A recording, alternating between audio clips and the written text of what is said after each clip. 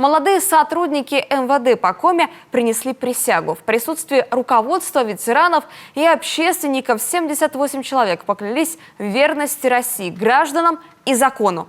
Следователи-дознаватели, участковые после 3 месяцев спецподготовки теперь они могут приступить к службе в органах. Виктория Денисова о тех, кто стоит на страже порядка. Троекратное «Ура!», гимн России и слова присяги. Этот день выпускники Центра подготовки Республиканского МВД запомнят надолго. Так начинается профессиональный путь. 78 юношей и девушек клянутся служить отчизне и ее гражданам. В детстве еще была мечта охранять граждан, обеспечивать безопасность граждан. Это очень нравилось. Очень хотелось пойти в полицию. Пошел в армию, отслужил в армии, отдал долг родине и сразу же пошел в полицию. Охранять порядок с детства мечтала и Элеонора Филиппова. На службу, говорит, пошла по стопам отца, когда тот еще в милиции служил. Сегодня она дознаватель, занимается уголовными делами. Естественно, наша служба и опасна, и трудна, это никто не скрывает, да? Но я горжусь тем, что я ношу форму, что я ношу погоны.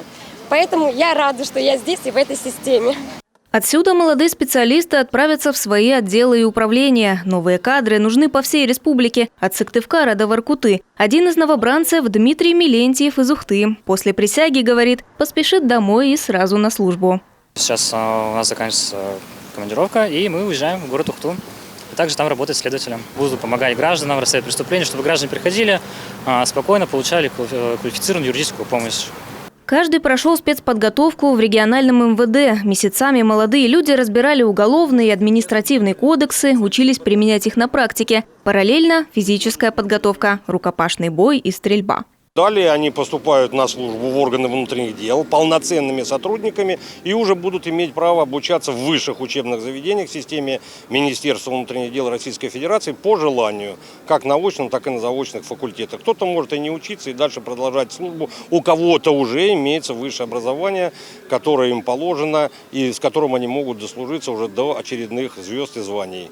Центр подготовки при МВД выпускает сотрудников 4 раза в год, учатся всего 3 месяца. По окончанию обучения и уже на службе в органах они могут получить высшее образование в вузах Министерства внутренних дел России. Виктория Денисова, Вячеслав Беспалов, телеканал Юрган, Сыктывкар.